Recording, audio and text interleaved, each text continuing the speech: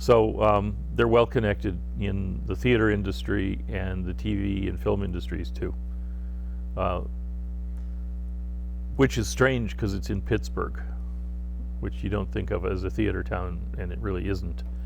Uh, but the connections with New York and LA are so strong that it really doesn't matter where they're located. Uh, so anyway, back to your question. Uh, why I can't really answer comparatively what the job market was like is because I didn't have to go looking for a job. The career services office at CMU, when I was coming up to graduation, my last semester there, I started getting these little messages through the drama department because they didn't have email in 1974. So I would get little notes in my mailbox in the department office saying, you have an interview on such and such a day in such and such a city, here's your plane ticket. So it was pretty cushy in that sense. I mean, they really, really, really want their graduates to succeed. So they do a lot to make that happen. And one of the things they do is through a really extensive alumni network, they basically set you up with your first job. Unusual. I think they do less of that now than they used to, but they still try. So yeah, I had 3 or 4 potential jobs that I could have taken. I narrowed it down to CalArts and Marymount, and because Marymount was New York, I went that way. So That wasn't your question though. it wasn't. So let me answer your question. I'm thinking back. Yeah, so I think we can safely presume that the job market is tighter and more competitive than it ever was.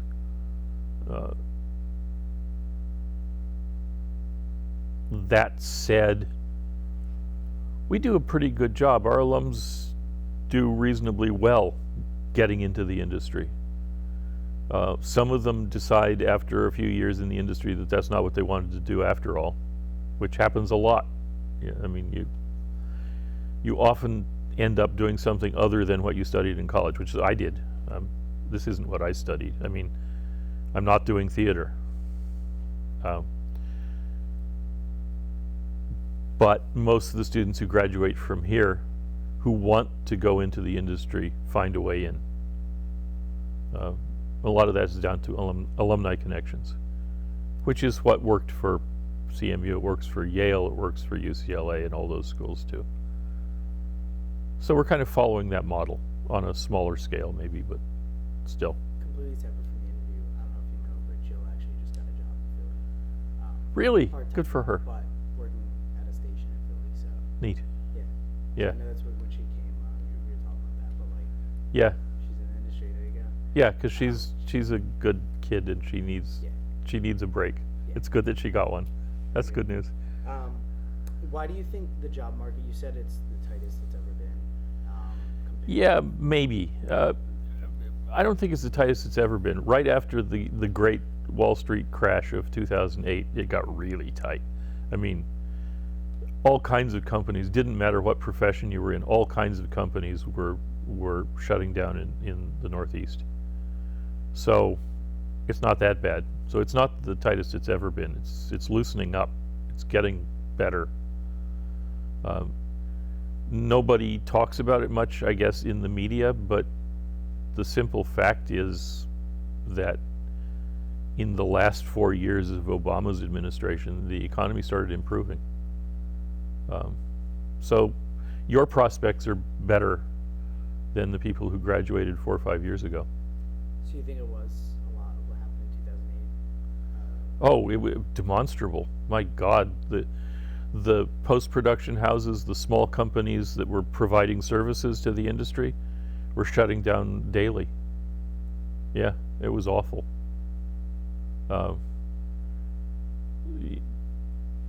Business premises in New York were available cheaply for a moment there because nobody wanted them.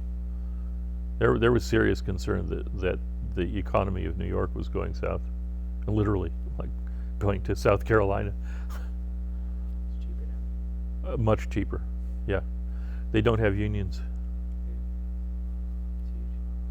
huge. Uh, All right.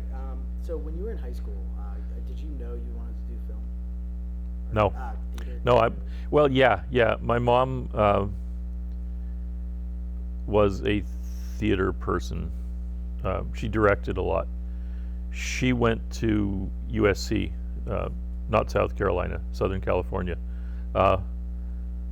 Did her grad work at USC in directing, and she worked at Warner Brothers for a bit, but not as a director, because women didn't direct films. They still don't, pretty much. It's a problem with the film industry. And she got tired of that and bailed out and went back to Kansas, which is where she was from, and took a teaching job.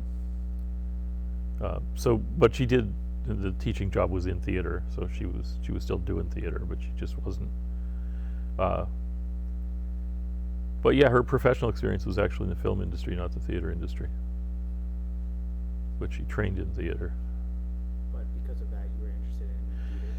Yeah, so she was, when I was a kid, she was always directing a play or helping out in some other way. Not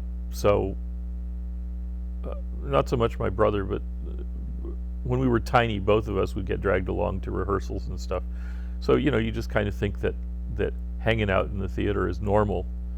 And you see all the people running up and down ladders and focusing lights and building sets and rehearsing plays, and you think that's cool. And it is cool. It just isn't profitable. True. Financially, it's profitable in other ways. Yeah. Feel that. Do you think there was a pressure for you to go to college? I guess not only in your industry, but by school in your high school, and then before you went to grad school by your undergrad. Well, for me, the pressure was in my family. Both of my parents ended up being college professors. They both had careers before that. My dad was a geologist who used to work for the U.S. Geological Survey, and then he got a teaching job. Well, he found oil. He was really good at telling oil companies where to drill. So he participated actively in making John Paul Getty very rich. And when he didn't make a lot of money out of that, and he had like 2 heart attacks from the stress of it, his doctor said, you should take a teaching job. So he bailed out of the industry. So by the time I was looking at finishing high school, both of my parents were full-time college professors. So it was just assumed that we were going to college. Do you think that was a norm of the So time? my high school counselor had no say in it. Do you think that was a norm at the time for that to be a priority? It was in my family and the families of most of my friends in high school. But I had a couple of friends who really had no intention of going to college. Possibly my best friend in the senior year of high school, his favorite thing in the world was taking several old cars and making one workable car out of them. And we used to spend hours and hours taking engines apart and stuff like this. I love that kind of stuff. And he never went to college. And it didn't hurt him. I mean, his aspirations were elsewhere. So it was okay. I mean, it wasn't like you were a loser if you didn't go to college in that culture. And There was less of a pressure? I think there was a little less pressure. Yeah, I do. Well, I was watching an interview with Tom Friedman, who writes for the New York Times, and he was saying from his point of view, the big change in American culture was that the jobs with, let's say, a middle level of intellectual skill required that pay well, such as working in Detroit for a car manufacturer have gone. What's left is high skill level, high pay, or low skill level, low pay. That middle zone is gone. And that was still viable when I was finishing up high school. And a lot of my friends took jobs where they might have, gone to a county college and done some training courses, and that would be enough prep to get a job that paid pretty well. Like another friend of mine became an upholsterer, and he made a good living. So yeah, a lot of that has kind of gone off the map, which is sad, because we're losing sort of craft and trade skills in the society that maybe are still valuable. Those have all been shipped overseas. Well, no, they haven't been shipped overseas. They've been automated out of existence. Yeah.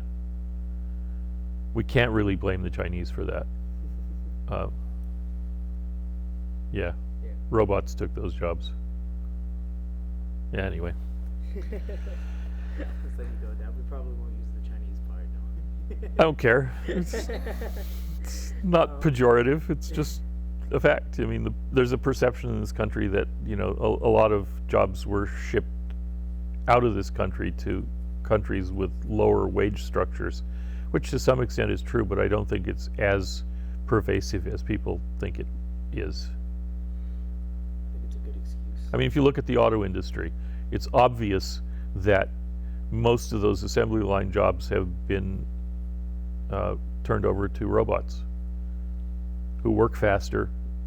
The welds are always the same, so the car bodies are stronger, and they don't need a health plan.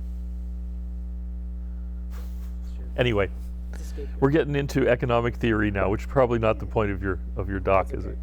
I was actually, the next question was going to be, what do you think technology, what effect do you think technology has had on the workforce?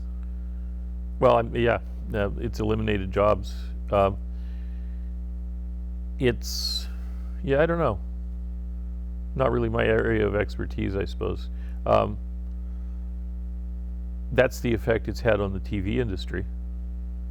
The biggest, most tangible effect is the absence of camera operators in a TV studio.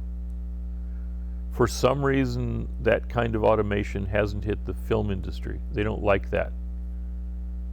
Film directors and film producers want a person behind the camera. They don't want a robot back there. But for most TV production, a robot can do it just fine. It's a close set. Maybe that's why film tends to be a little more open, I feel like.